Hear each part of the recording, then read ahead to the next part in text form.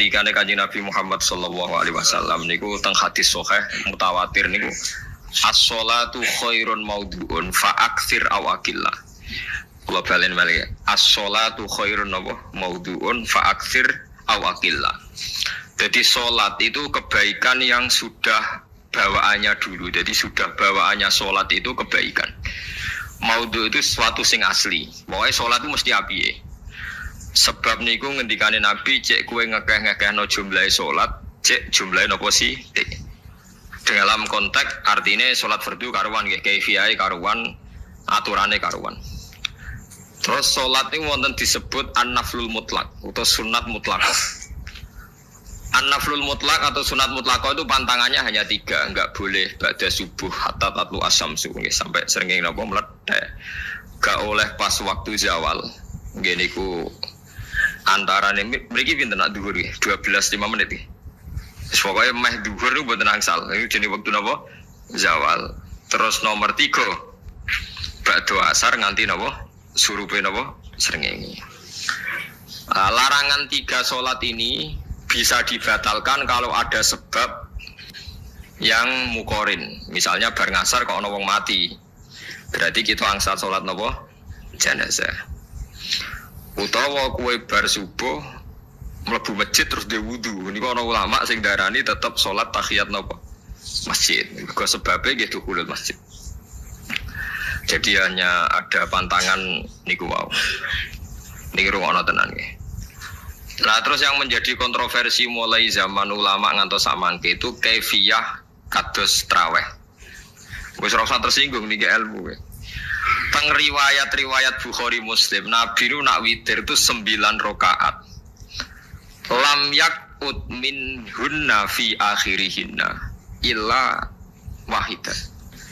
Di Nabi nate sholat witir itu 9 rakaat enggak duduk sama sekali, mau terakhir duduk pas ke-9 terus salam.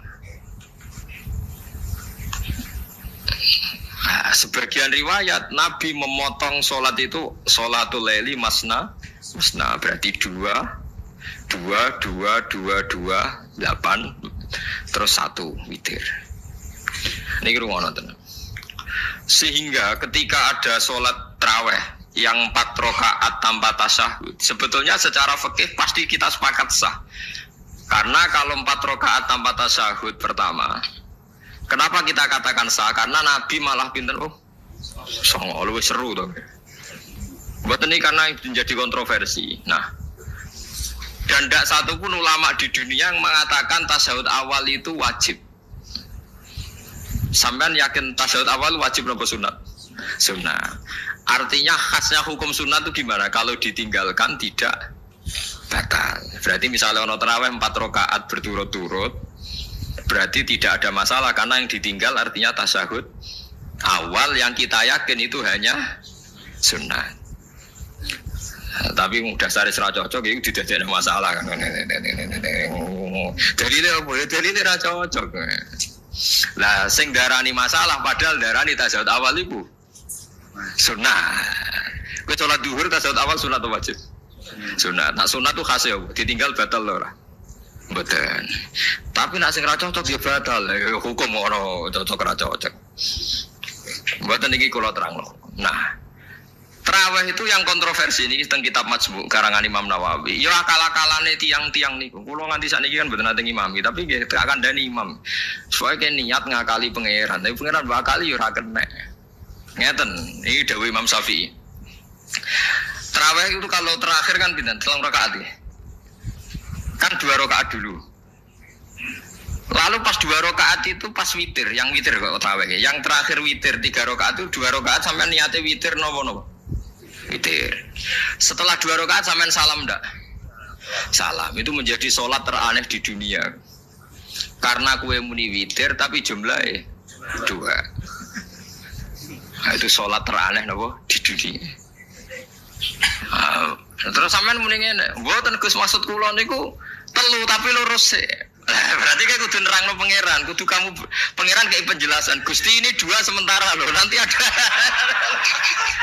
Karena jika Tuhan tidak kamu kasih penjelasan, akan aneh kan disebut witir, tapi rokaatnya 2. Maka kamu harus niatnya, Gusti ini cicilan witir. Nah, sehingga jangan kira engkau 2, tapi ini nanti 3. Nah, itu makanya setiap bilalnya atau matinya kan solu sunnatan rok'ataini minal witri. Jadi diumumkan sholatlah 2 rakaat, tapi yang 1 paket dengan cicilan witir. Lah itu lucu. Karena Anda sekali bilang itu witir, berarti Anda bohong kan, nyatanya 2 rakaat. Tapi kritiknya Imam Syafi'i ini kan lucu. Imam Syafi'i yang imam kita tuh mengkritik itu sholat aneh kalau begitu. Sholat tuh kalau sudah salam itu dianggap sholat mustaqillah, sholat yang mandiri. Nggak bisa sholat kok bertakluk dengan sholat setelahnya. Sholat itu kalau sudah dimulai takbir, diakhiri salam ya selesai dan menjadi sholat yang mandiri. Nggak bisa sholat yang mandiri nih. Engkau nasibku ngenteni yang 1 itu iso sholat nggak selesai yo. Selesai. Sebab itu seharusnya witir agak resiko ya 2 rakaat langsung tasyahud awal, engkau terus tambah 1 rakaat. Kados mirip maghrib lah, mirip apa? Maghrib. Tapi itu kan masalahnya tidak populer juga. Nah itu. Akhirnya diakali wa shollu sunatan minal witri deh. Tembriki ono minal witri kan? Itu kalau diterjemahkan salatlah kalian paket witir tapi ganjil sih, paket witir tapi genep sih, tapi ini sementara Gusti, tapi kan kita masih bingung. Itu cara pangeran dia bingung tenan ngadepi. Nah, makanya itu nak cara kula ya ora usah dijerok-jerokno, pokoke ngono iku. Ya, jadi barang keliru kadang yo muga-muga sepuro pangeran iki ora usah ngono iku. Jadi nak salat kayak nak cara Sayyidina Utsman itu memang beliau bilang 2 rakaat itu berdiri sendiri. Karena sholat itu setiap 2 rakaat selesai. Setelah salam itu selesai. Nanti yang witir ya 1 itu. Makanya 2 itu rasa witir-witiran. Cara Sayyidina Utsman. Maka Nabi dawuh wa autir biwahidatin. Kemudian sholat-sholat Anda yang 2-2 itu ditutup witir. Berarti ya yang sholat kedua ya usolli sunatan ya biasa saja, nafal mutlak. Gak usah nyinggung-nyinggung loh. Witir. Oke. Loh ini penting sekali. Karena nyatanya ada witir kan. Nyatanya tidak nopo witir. Lah nanti yang 1 terakhir witir. Ya tapi adatnya ngoten niku. Jadi ini perlu sampean ketahui, sholat itu memang banyak masalah di secara fikihnya. Karena tadi kalau sampean niat witir, setiap sudah salam itu kan berarti selesai dan berdiri sendiri. Lah kok suwe-suwe nak rakaat sing terakhir batal lah berarti sing ngarepe melok batal. Mergo sak paket koyo capres ben apa? Cawapres. Ora iso salat kok ono. Aduh. Paham ya. Terus niku kaifiah salat. Di sampean memang akal-akalan tengene witir pun bener solu sunnatam minal witri rakaataini. Dadi niku rondo bener ya rondo ngawur. Dadi ngawurnya itu tadi wong salat niku mustaqillah setelah ditutup salam selesai kok bergantung.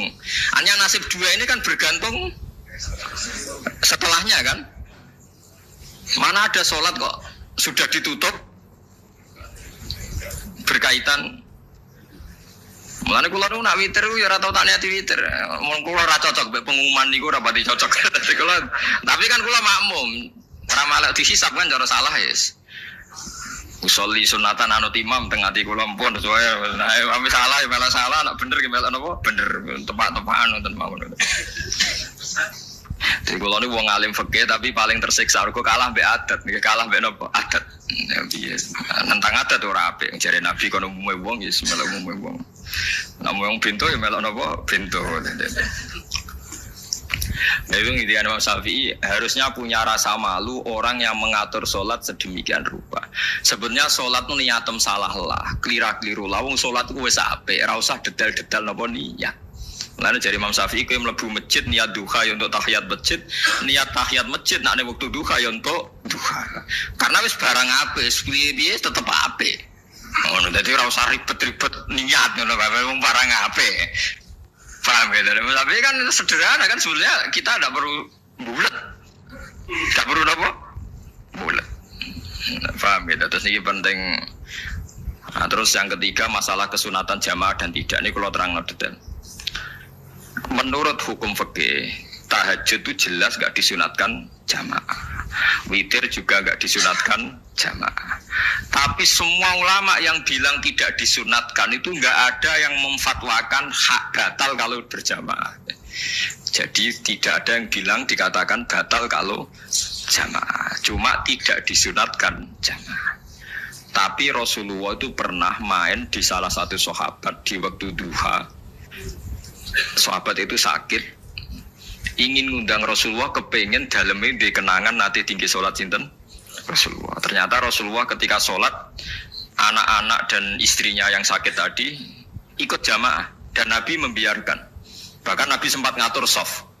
Padahal itu satu bentuk sholat yang kategorinya nggak disunatkan apa? Jamaah. Itu makanya Imam Nawawi bilang sholat-sholat yang nggak disunatkan jamaah itu masih boleh jamaah. Seperti witir, duha. Nggih, tapi aja terus jadi gerakan tahajud bersama. Nah niku kula ora cocok nih. Wong ora kepen tahajud kok dijak napa? Tahajud. Kula nggih nate dipamiti Gus nek ana tahajud bersama.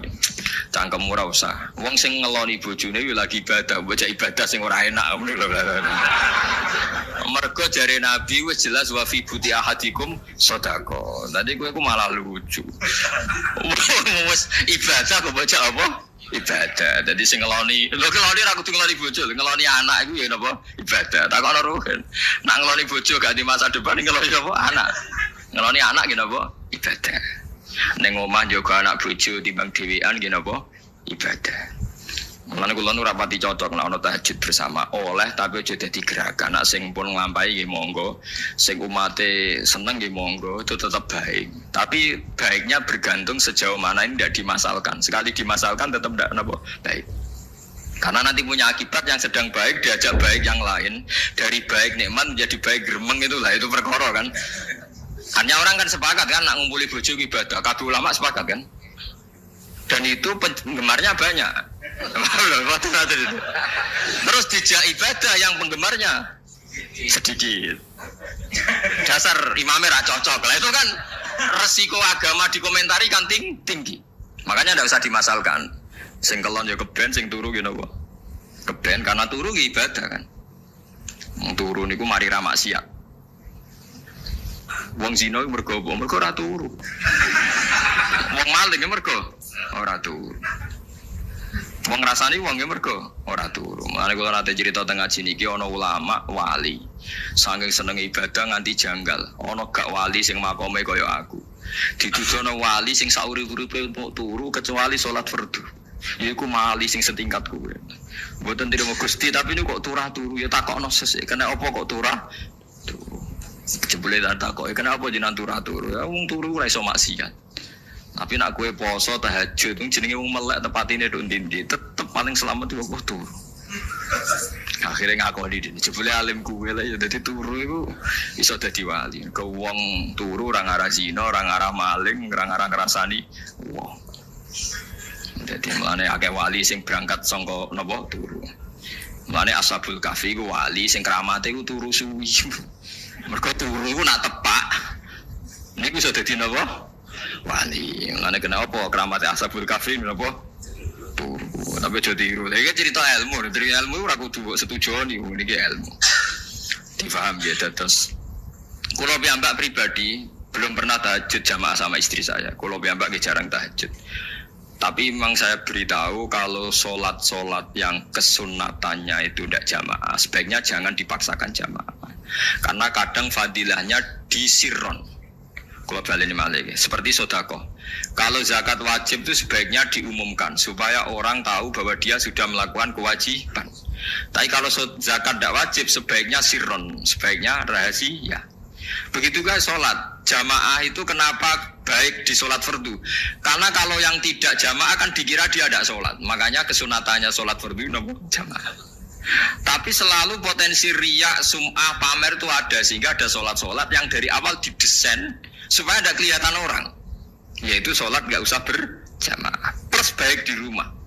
Semua ulama ijma sholat sunat itu baik di rumah apa di masjid? Di rumah. Di rumah, di dalam kamar sama di kamar tamu, ruang tamu baik di dalam kamar. Bahkan Nabi nyebut sholat fiko ibaidiyah di kamar paling dalam. Lah bagaimana mungkin sholat yang sudah didesain sirron begini Misalnya kayak tahajud, disunatno bengi-bengi ben ra wong roh. Disunatno ning jero kamar ben wong ra roh. Jebule jamaah kan jadi aneh kan. Tapi kan tentang yo goblok barang apa kok mbok tentang. Ya tapi kowe tenanan yo goblok ora ora sunah Nabi iki, Pak. Mulane nek ora takok itu yang jenengan takoki kok mbang pun. Lah makane aku wong alim dadi bingung. Bingungnya iku mergo akeh ilmune ora kok koyo bingung. Tapi sing jelas peminat ibadah kelon itu lebih banyak. Ini mau sing mesti ini. Karena Anda harus sepakat kan kelon itu apa? Ibadah. Kita sepakat kan. Dan itu peminatnya banyak. Itu sekali ada pengganggu pasti dikomentari tidak baik. Padahal pengganggu ini ngajak tahajud. Itu akhirnya kan tahajud jadi korban dikomentari gara-gara pengganggu. Itu yang saya tidak senang. Dieling-eling.